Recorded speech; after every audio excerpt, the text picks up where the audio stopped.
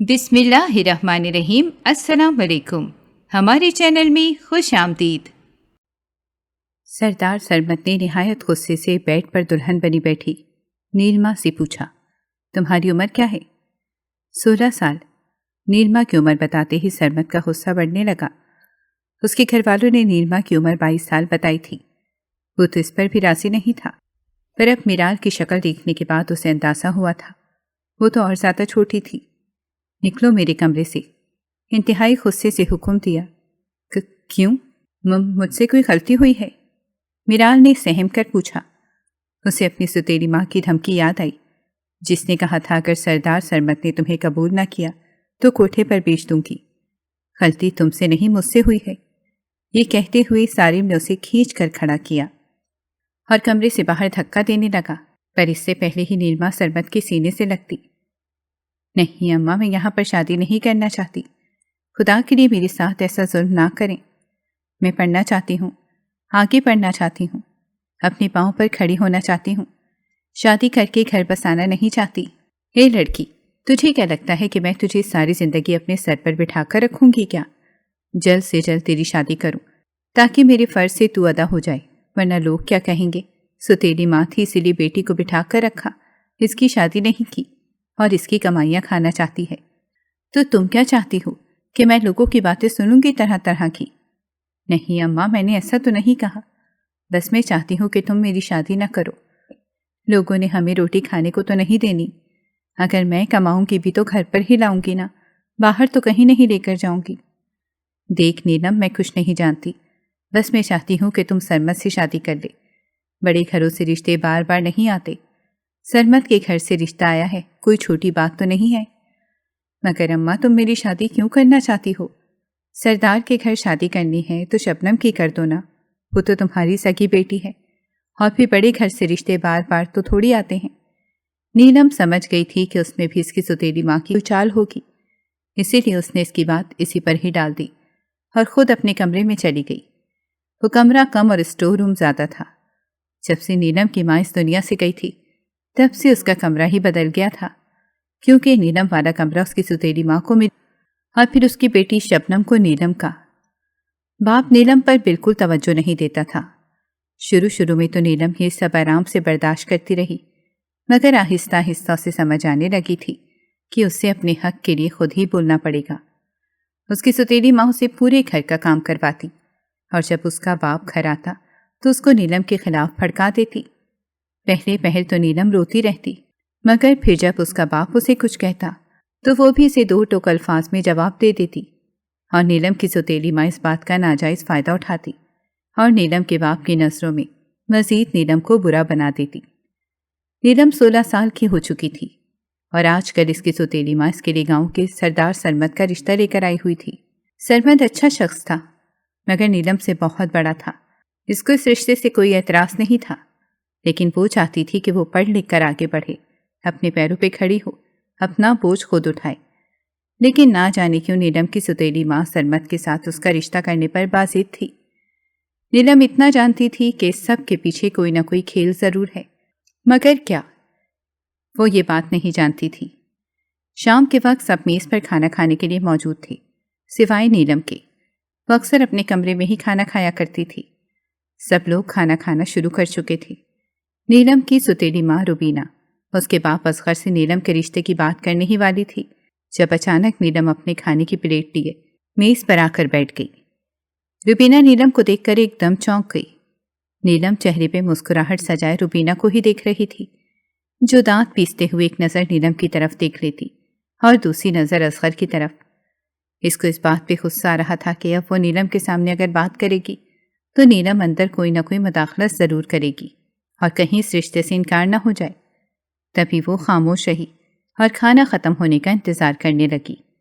آہستہ آہستہ سب اپنی جگہ سے اٹھنے لگے، مگر نیلم بھی وہاں پر ہی بیٹھی تھی۔ نیلم جانتی تھی کہ اس کے اٹھنے کا انتظار کیا جا رہا ہے، مگر وہ بھی آج ڈھیٹ بنی وہاں پر ہی بیٹھی رہی۔ نہ جانی کیوں آج اس کا روبینہ بیگم کو ستانے کا دل تھا۔ روبینہ مسلسل نیلم کو گھوریاں ڈال رہی تھی۔ کیا بات ہے، آج نیلم بھی ہمارے ساتھ کھانا کھا رہی ہے؟ جی ابا، وہ اصل میں میرا دل چاہ رہا تھا کہ آپ لوگوں کے ساتھ بیٹھ کر کھانا کھاؤں، بس اماں نہیں چاہتی کہ میں یہاں پر بیٹھوں۔ اصغر صاحب نے جہاں نیلم کی بات پر روبینہ کو حیرانگی سے دیکھا تھا، وہاں ہی روبینہ کا رنگ اڑتا ہوا محسوس ہوا تھا۔ روبینہ جو کڑے رنگ کے ساتھ کبھی نیلم کو دیکھ رہی تھی تو کبھی اصغر صاحب کو، تبھی ایک دم بوکھلا کر کہنے لگی، بھلا مجھے کیا اعتراض ہوگا؟ جیسے میرے لیے شبنم ہے ویسی ہی یہ ہے۔ ہاں، وہ الگ بات ہے کہ یہ مجھے اپنی ماں کی طرح نہیں سمجھتی، لیکن میں تو اسے شبنم کی طرح ہی پیار کرتی ہوں۔ روبینہ بیگم کی بات پر نیلم صرف آنکھیں ہی گھما سکی تھی، کیونکہ وہ جانتی تھی کہ روبینہ بیگم کتنا سچ بول رہی ہیں۔ ابا، میں کیا سوچ رہی تھی کہ میرے امتحان تو ختم ہو چکے ہیں، تو کیوں نہ میں آگے داخلہ لے لوں؟ اب وقت ضائع کرنے سے بہتر ہے کہ میں آگے پڑھائی پر توجہ دوں۔ میں سوچ رہی ہوں کل ہی یونیورسٹی کا داخلہ فارم لے آتی ہوں۔ ارے ہاں بیٹا، کیوں نہیں، یہ تو بہت اچھی بات ہے۔ تھوڑی سی عقل شبنم کو بھی دے دو، اس نے کب تک 10ویں جماعت میں ہی اٹکے رہنا ہے؟ پچھلے 3 سال سے میں اسے مسلسل 10ویں جماعت میں ہی دیکھ رہا ہوں۔ روبینہ بیگم تو سر تپیر جل کر راکھ ہو گئی تھی۔ نیلم بھی تو یہی کرنا چاہتی تھی اور وہ اپنے مقصد میں کامیاب ہو چکی تھی۔ اتنا کہہ کر نیلم تو وہاں سے جا چکی تھی، مگر روبینہ بیگم اب سوچ میں پڑ گئی تھی وہ کس طرح اصغر صاحب سے نیلم کے رشتے کی بات کریں۔ وہ تو چاہتی تھی کہ آج ہی اصغر سے نیلم کے رشتے کی بات کر کے بات کو ختم کریں، مگر نیلم نے اب نیا کٹا جو کھول دیا تھا، اب وہ کس طرح اصغر صاحب سے بات کر سکتی ہیں؟ اب انہیں کچھ دن پھر سے انتظار کرنا تھا۔ کچھ دن ایسے ہی گزر گئے۔ اصغر صاحب اپنے کمرے میں بیٹھے تھے جب روبینہ بیگم ان کے پاس آئی اور آ کر کہنے لگی کہ گاؤں کا سردار سرمد کا رشتہ آیا ہے نیلم کے لیے، آپ نے اسے آگے پڑھنے کا کہہ دیا ہے۔ میں تو چاہتی تھی کہ اس کی شادی ہو جائے، اچھے رشتے بار بار نہیں ملتے۔ آپ بھی کچھ سوچیں، جوان بچیوں کے باپ ہیں، پہلے بڑی کی شادی ہوگی تو چھوٹے کے بارے میں سوچیں گے، اور پھر میں چاہتی ہوں کہ میں اپنی زندگی میں اپنی دونوں بیٹیوں کے فرض سے ادا ہو جاؤں۔ میں نہیں چاہتی کہ لوگ کہیں کہ روبینہ نے اپنی سگی اولاد کی خاطر اپنی ستیلی اولاد کو استعمال کیا ہے، اس کے بارے میں سوچا نہیں۔ میں چاہتی ہوں کہ نیلم کا رشتہ شبنم سے زیادہ اچھے خاندان میں ہو، چاہے پھر اس کے لیے میری بیٹی کو ہی اپنی خوشیوں کی قربانی کیوں نہ دینی پڑے، میں وہ بھی برداشت کر لوں گی، مگر دنیا بھر کا یہ الزام برداشت نہیں کر پاؤں گی کہ ستیلی ماں نے اچھی جگہ دیکھ کر بیٹی کی شادی نہیں کی۔ سکی ماں ہوتی تو وہی اس کا رشتہ اچھی جگہ پر کرتی۔ اب آپ سوچ لیں کہ نیلم کو آگے پڑھانا ہے یا اس کی شادی کرنی ہے۔ میرا تو خیال یہی ہے کہ اس کا رشتہ طے کر دیں، اس کی شادی کر دیں۔ پڑھائیاں آگے کہاں کام آتی ہیں، بچے اور گھرداری ہی سنبھالنی ہوتی ہے، اور ماشاءاللہ ہماری نیلم بہت سمجھدار ہے، وہ اس بات کو سمجھ جائے گی۔ اور ہاں، نیلم کو سارے کام کاج بھی تو آتے ہیں، اسے تو اس سب کے لیے بھی کوئی فکر کرنے کی ضرورت نہیں ہے۔ آپ بتائیں کہ میں ٹھیک کہہ رہی ہوں یا نہیں؟ روبینہ نے بات ہی کچھ اس طریقے سے کی تھی کہ اصغر صاحب کو روبینہ کا فیصلہ بہت اچھا لگا تھا۔ تبھی وہ کہنے لگے کہ ہاں ہاں، کیوں نہیں، اچھے خاندان سے رشتہ آیا ہے، بھلا وہاں سے کون انکار کر سکتا ہے؟ گاؤں کا سردار ہے اور پھر نیک لڑکا ہے، مجھے تو وہ لڑکا بہت اچھا لگتا ہے۔ باقی تم فکر مت کرو، نیلم سے میں خود بات کر لوں گا۔ تم رشتہ کروانے والے سے کہو کہ سردار کو کہیں کہ وہ ہماری بچی کو آ کر ایک نظر دیکھیں، اور رسماً ہم بھی ان کے بیٹے کو دیکھیں گے تاکہ بات کو آگے بڑھایا جا سکے۔ روبینہ بیگم اپنے مقصد میں کامیاب ہو گئی تھیں۔ نیلم کچن میں کھڑی کام کر رہی تھی جب روبینہ بیگم اس کے پاس آئیں۔ روبینہ بیگم کافی خوش نظر آ رہی تھیں۔ نیلم کو ان سے خطرے کی بو آ رہی تھی۔ نیلم اگر کوئی بات کر رہی تھی تو روبینہ بیگم بڑا خوش اخلاقی سے اس کو جواب دے رہی تھی، جبکہ اس کو لگا تھا کہ جو اس نے کیا ہے اس کے بعد روبینہ بیگم تو اس کو کچا ہی چبا دیں گی، مگر یہاں تو سلسلہ ہی الٹ تھا۔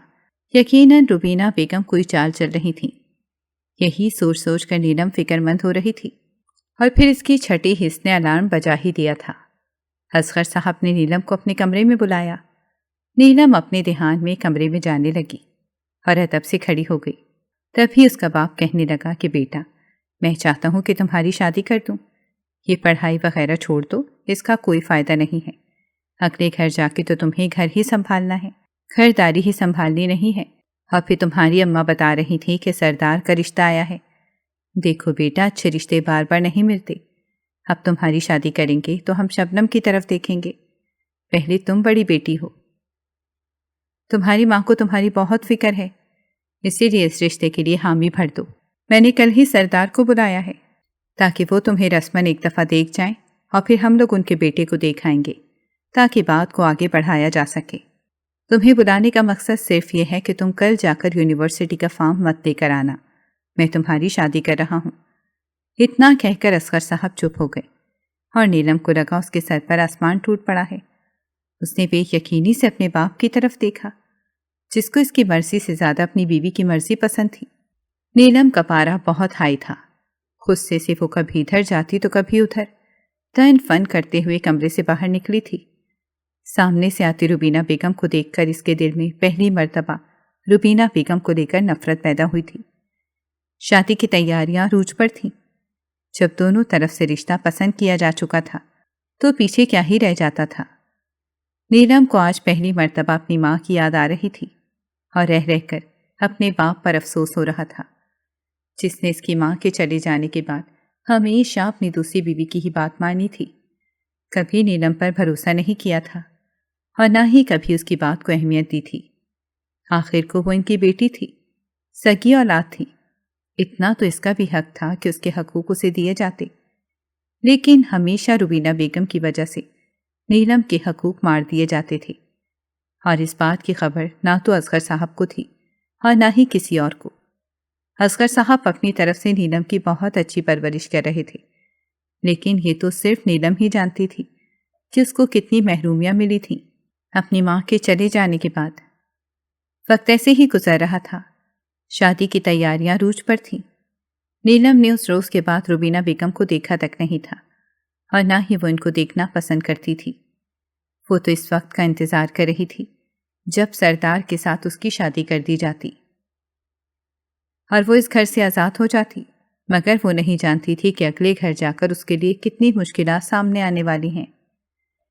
حویلی میں بھی رونق کا سما تھا، اگر وہاں کوئی خوش نہیں تھا تو سردار سرمد، جو عمر میں تو 35 سال کا تھا اور اس کو 22 سال کی لڑکی سے شادی کرنے میں بھی اعتراض تھا۔ اس کا کہنا تھا کہ لڑکی کو ہمیشہ لڑکے کے برابر ہونا چاہیے عمر میں، ورنہ نباہ کرنے میں بہت مشکل ہوتی ہے۔ لیکن اس دفعہ اس کی کسی نے کوئی نہ سنی اور اس کا رشتہ نیلم کے ساتھ طے کر دیا۔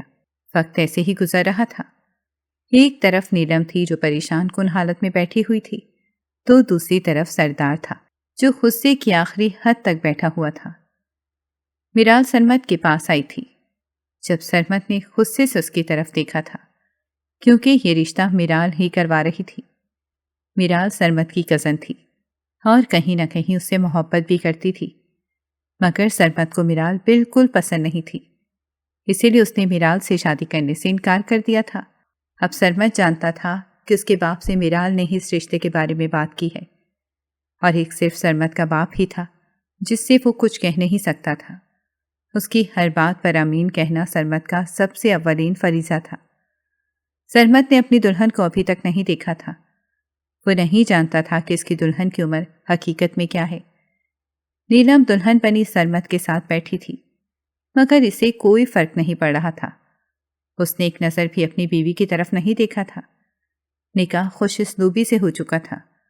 رخصتی کا شور اٹھا تو نیلم کی آنکھوں سے آنسو بہہ گئے۔ اسے اپنی ماں کی بہت یاد آ رہی تھی، مگر اس نے روبینہ بیگم اور اصغر صاحب سے ملنا ضروری نہیں سمجھا تھا۔ وہ ان کے پاس ہوتی، سرمد کی گاڑی میں جا کے بیٹھ گئی تھی۔ تبھی اصغر صاحب نے اس بات کو بہت محسوس کیا تھا۔ وہ نہیں جانتے تھے کہ ان کی دوسری بیوی کیا کھیل کھیل چکی ہے۔ جانے انجانے میں وہ اپنی بیٹی کو خود سے دور کر چکے تھے۔ نیلم کو سرمد کے کمرے میں بھیج دیا گیا تھا۔ وہ دلہن بنی اس کی سیج پر اس کا انتظار کر رہی تھی۔ دل اندر سے گھبرا بھی رہا تھا، نہ جانے سردار کا کیا رد عمل ہوگا۔ کمرہ تو بہت بڑا اور خوبصورت تھا۔ نیلم ابھی پورے کمرے کو دیکھ ہی رہی تھی جب کمرے میں میرال داخل ہوئی۔ نیلم نے میرال کی طرف خاموشی سے دیکھا، کیونکہ نیلم میرال کو جانتی تو تھی نہیں، تبھی وہ خاموش تھی۔ میرال نیلم کے پاس آ کے بیٹھی اور آ کر کہنے لگی کہ تمہیں یہاں لانے کا مقصد کیا ہے، یہ تو تمہیں میں وقت آنے پر بتاؤں گی، مگر ایک بات، اگر تم سرمد کے قریب بھی گئیں تو یاد رکھنا میں تمہارا وہ حشر کروں گی کہ تم ساری زندگی یاد رکھو گی، مگر اس کے باوجود تمہیں یہ گھر بسانا ہے۔ ورنہ میں تمہیں کوٹھے پر بیچنے میں وقت نہیں لگاؤں گی، اور یہ تمہاری سوتیلی ماں کا حکم ہے کہ یہ تمہیں گھر بسانا ہی ہے۔ تم جانتی ہو تمہاری ماں نے تمہاری شادی یہاں پر کیوں کی ہے۔ میں تمہیں تمہاری اوقات یاد دلانا چاہتی ہوں، اسی لیے تو میں یہ بتا رہی ہوں تاکہ ساری زندگی تمہیں اپنی اوقات یاد رہے۔ تمہاری ماں نے شادی کے بدلے مجھ سے لاکھوں روپے لیے ہیں، یہی سمجھ لو کہ تمہاری ماں نے تمہیں مجھے بیچ دیا ہے۔ اب آگے میں تمہارے ساتھ جو بھی سلوک کروں تمہیں میری بات ماننی ہوگی۔ اگر تم میری بات سے انکاری ہوگی تو میرے پاس تمہیں آگے بیچنے کا بھی راستہ ہے۔ اور ایک اور بات، جب سردار کمرے میں آئے تو تمہیں اس کو اپنی اصل عمر نہیں بتانی بلکہ اپنی عمر 22 سال بتانی ہے۔ ابھی میرال اتنی بات کر ہی رہی تھی جب سردار کمرے میں داخل ہوا۔ میرال تو ایک دم گھبرا گئی تھی، تبھی گھبراہٹ میں کہنے لگی کہ آؤ سردار کمرے میں آؤ، میں تمہاری بیوی کو کچھ باتیں سمجھا رہی تھی، امید کرتی ہوں وہ میری باتوں کو اپنے دماغ میں بسا چکی ہوگی۔ کیوں نیلم، ٹھیک کہہ رہی ہوں نا؟ سردار جو میرال کی طرف دیکھ رہا تھا، اچانک اس کی نظر نیلم پر پڑی اور پھر نظر پلٹنا بھول گئی۔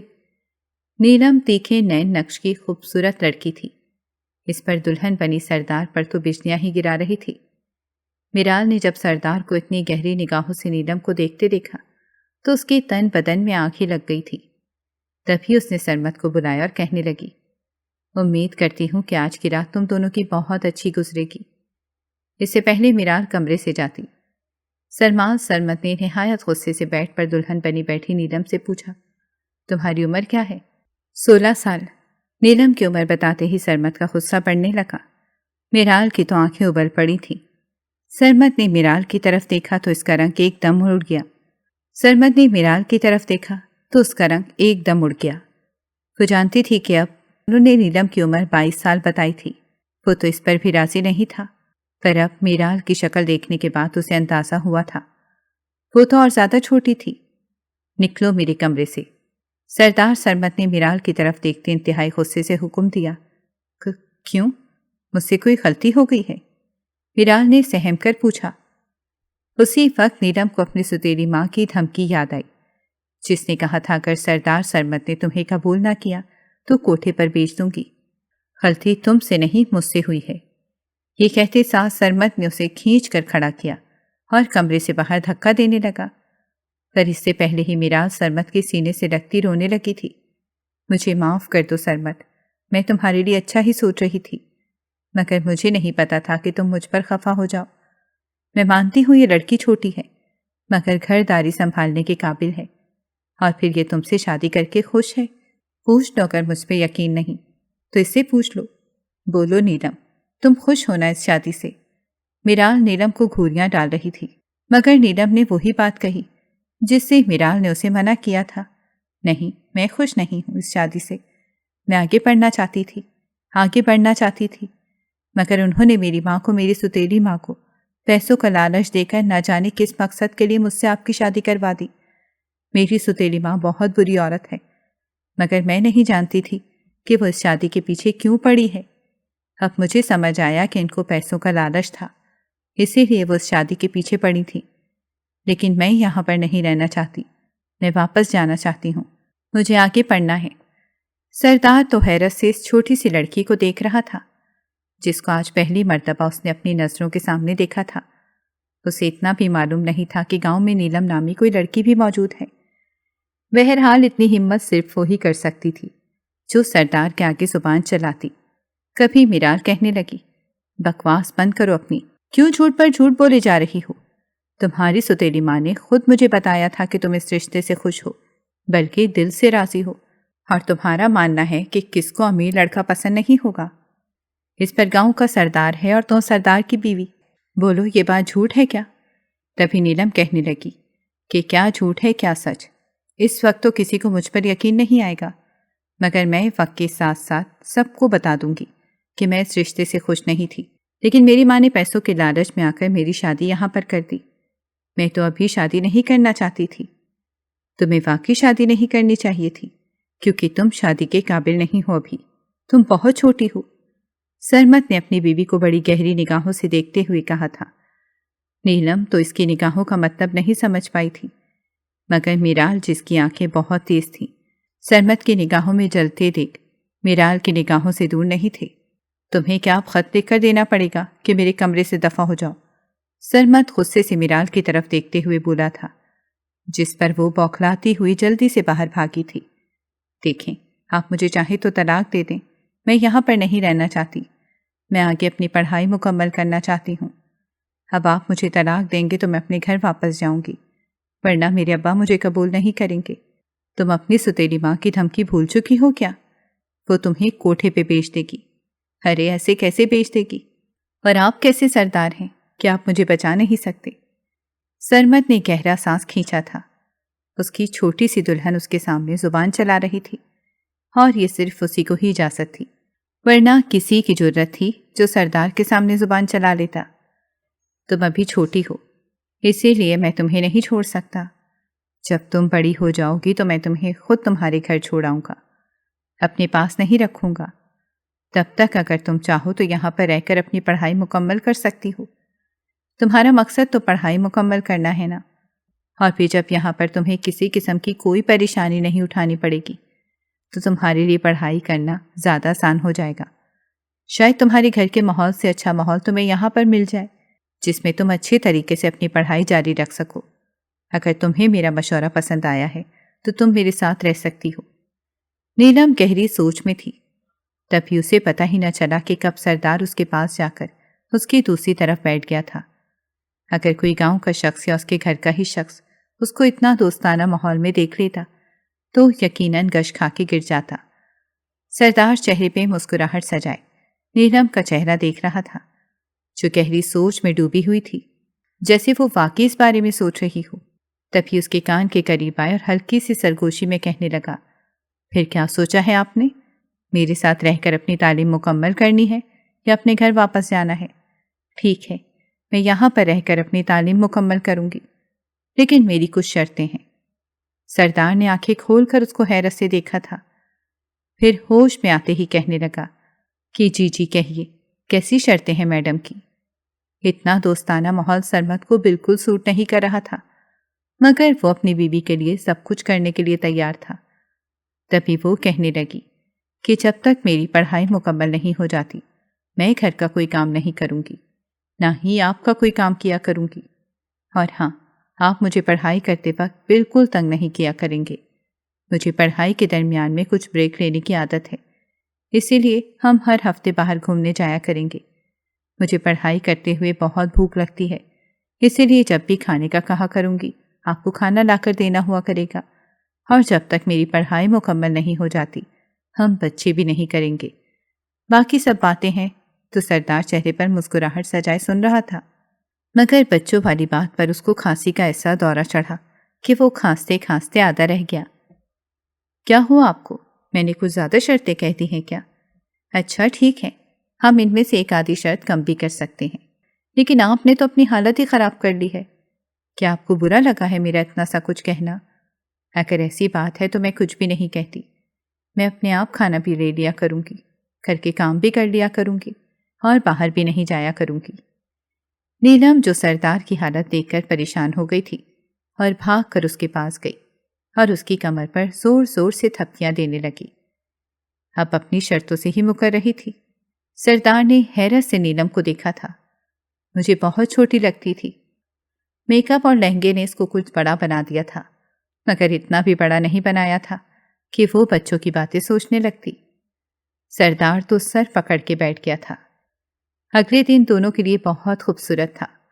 نیلم نیلے جوڑے میں بہت خوبصورت لگ رہی تھی۔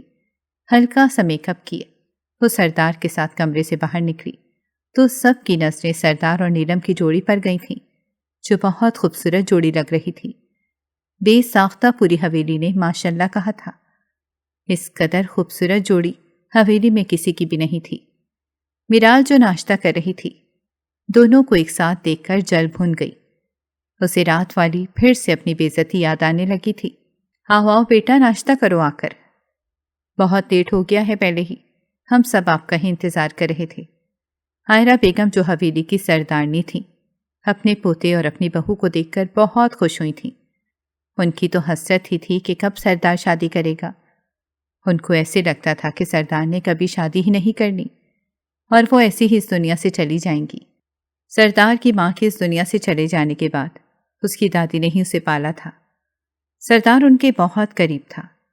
ایسا نہیں تھا کہ عائرہ بیگم کو اپنے باقی پوتے پوتیوں سے پیار محبت نہیں تھا، لیکن سردار چونکہ ان کے پاس ہی رہا تھا، اسی لیے وہ اسے دل و جان سے محبت کرتی تھی، اور اپنی چھوٹی سی بہو کو دیکھ کر تو وہ اور بھی خوش تھیں۔ وہ جانتی تھی کہ یہ کم عمر لڑکی سردار کی زندگی میں تمام کمیوں اور خامیوں کو پورا کر دے گی۔ جو کمیاں اور خامیاں سردار نے اپنی زندگی میں دیکھی ہیں وہ پوری ہو جائیں گی۔ سردار نے نیلم کا ہاتھ پکڑا اور سب کے سامنے ایک ٹور سے چلتا ہوا میز پر جا کے بیٹھ گیا، مگر بیٹھنے سے پہلے نیلم کے لیے کرسی کھینچنا نہ بھولا تھا۔ نیلم کو کرسی پر بٹھا کر پھر اپنی کرسی پر بیٹھا۔ اپنا ناشتہ نکالنے سے پہلے اس نے نیلم کا ناشتہ نکالا۔ سردار، کیا ہوا تمہاری بیوی کا؟ بہت چھوٹی بچی ہے جو اپنا ناشتہ خود نہیں لے سکتی۔ ارے بھائی، اپنے ناشتے پر توجہ دے لو، وہ اپنا ناشتہ خود لے لے گی۔ اور یہ کیا بے حیائی یہاں پر پھیلا رہے ہو؟ یہاں پر اور بھی بہو بیٹیاں ہیں، ان پر بھی کوئی توجہ دے لگتا تھا اور اس سے نفرت کرتا تھا۔ اب بھی اسے تانا دینے سے باز نہ آیا تھا۔ نیلم تو داؤد کی بات پر شرمندہ ہی ہو گئی تھی، اور بے ساختہ اس نے سردار کا ہاتھ تھام لیا تھا، جو ہاتھ وہ ناشتے کی پلیٹ میں سالن ڈالنے والا تھا۔ سردار نے نیلم کی اس حرکت پر اسے گھور کر دیکھا تھا۔ کسی کے کہنے پر آج ہی تم نے حرکت کی ہے، آئندہ کے بعد ایسی حرکت کی تو یاد رکھنا، یہی ہاتھ توڑ کے رکھ دوں گا۔ مجھے فرق نہیں پڑتا کہ کوئی ہمارے بارے میں کیا سوچتا ہے، تم میرے ساتھ خوش ہو، میں تمہارے ساتھ خوش ہوں، ہم لوگوں کے لیے یہی کافی ہے۔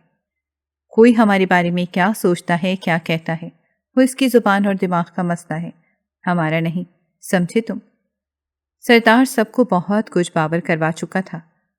وہاں پر کچھ لوگ بیٹھے تو اس کی اس حرکت پر خوش ہوئے تھے، مگر کچھ لوگ حسد کے مارے جل بھن گئے تھے۔ ان لوگوں کو سمجھ نہیں آ رہی تھی کہ سردار ایک لڑکی سے اتنی محبت کیسے کر سکتا ہے۔ اسے لڑکیوں سے سخت نفرت تھی۔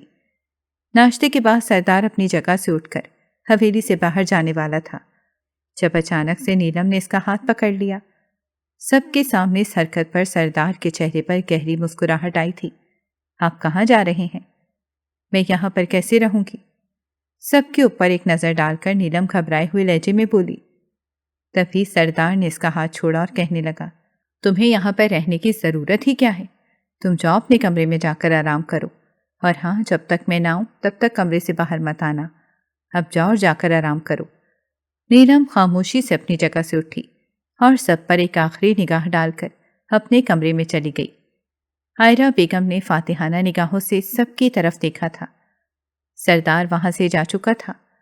میرال، ویسے تمہارا کوئی بھی کام سیدھا نہیں ہوتا، لیکن یہ کام تم نے بہت نیکی کا کیا ہے۔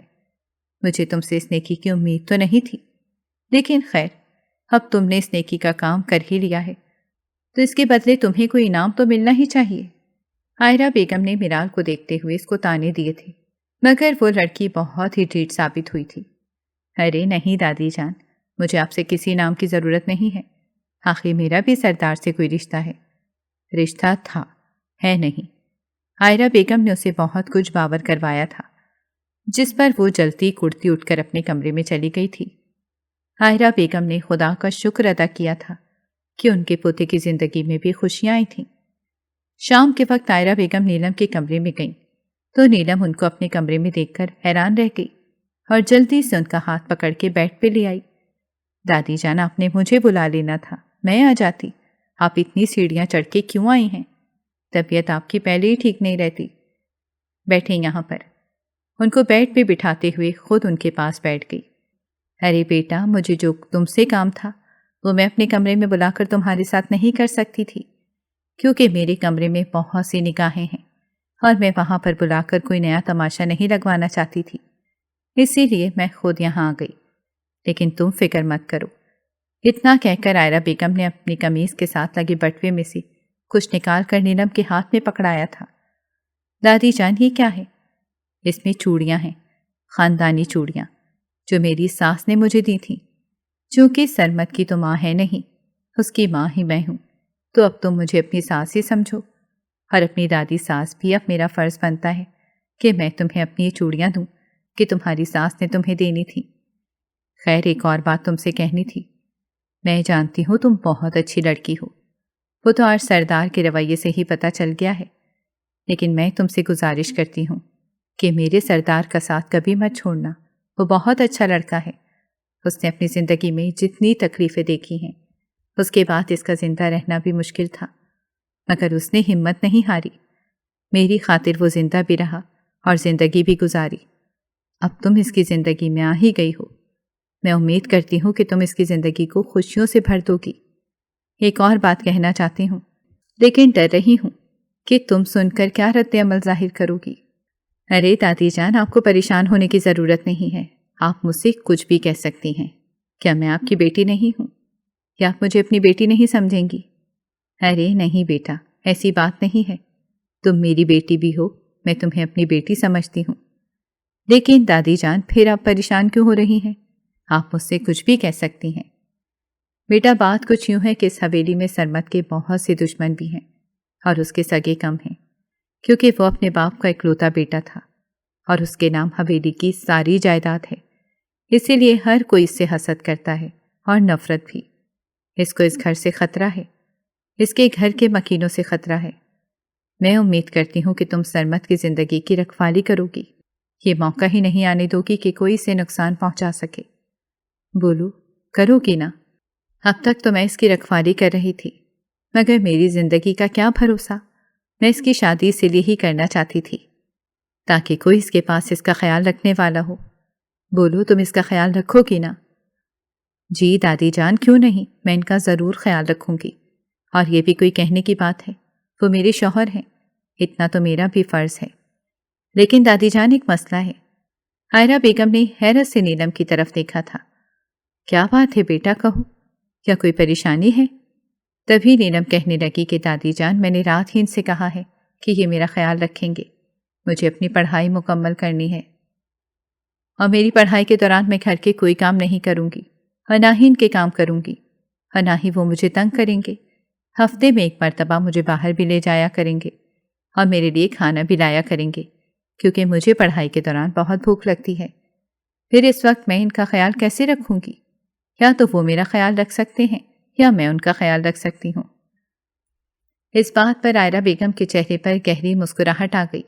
ان کی ہنسی کی آواز کمرے سے باہر تک جا رہی تھی۔ کمرے سے باہر کھڑا سردار اپنی دادی کے چہرے پر اتنی ہنسی دیکھ کر حیران رہ گیا تھا اور چھپکی سے کمرے میں داخل ہو گیا۔ ارے بیٹا، تم فکر کیوں کرتی ہو؟ وہ تمہاری ساری شرطیں قبول کرے گا۔ لیکن دادی جان، مجھے ایک بات کا ڈر ہے۔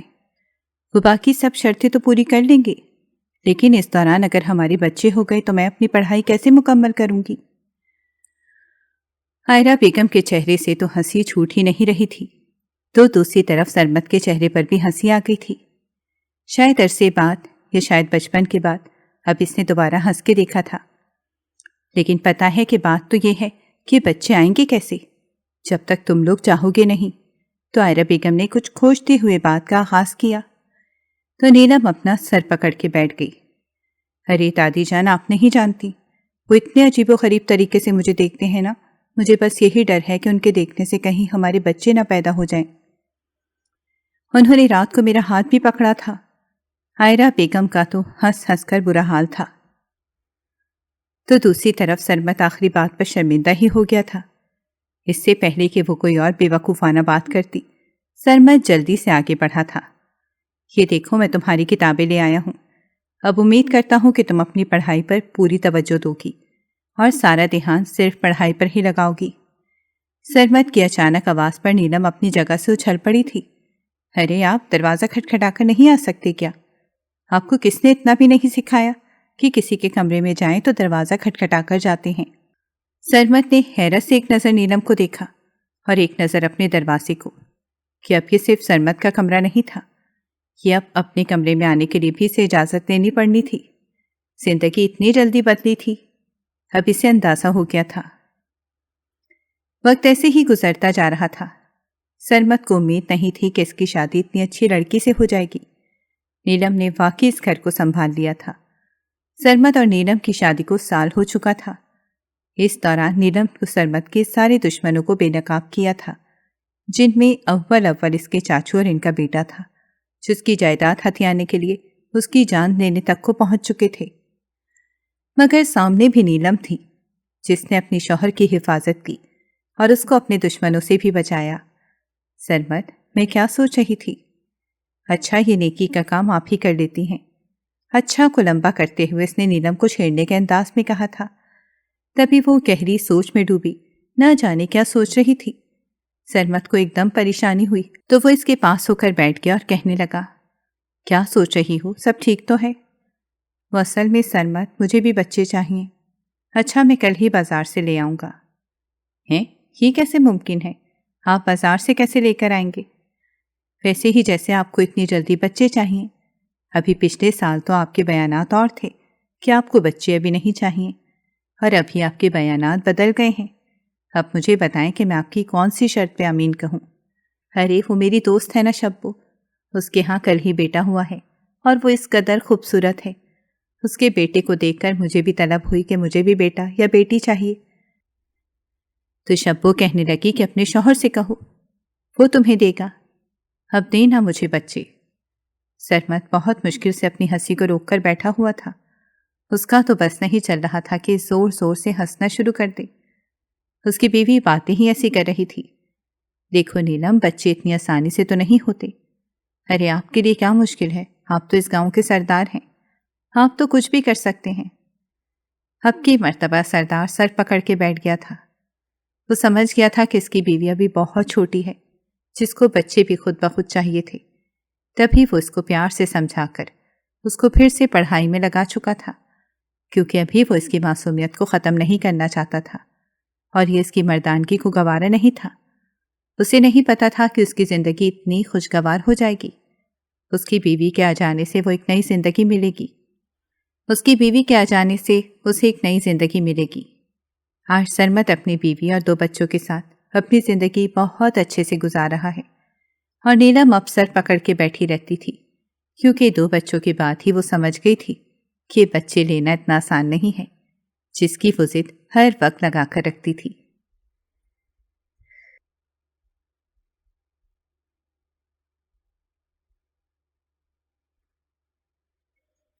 اگر آپ کو ہماری کہانیاں پسند آ رہی ہیں تو ہمارے چینل کو سبسکرائب کریں اور بیل آئیکن کو پریس کرنا مت بھولیے گا، تاکہ ہماری ہر کہانی آپ تک بر وقت پہنچے، اور کامنٹ باکس میں اپنی رائے کا اظہار کرنا مت بھولیے گا۔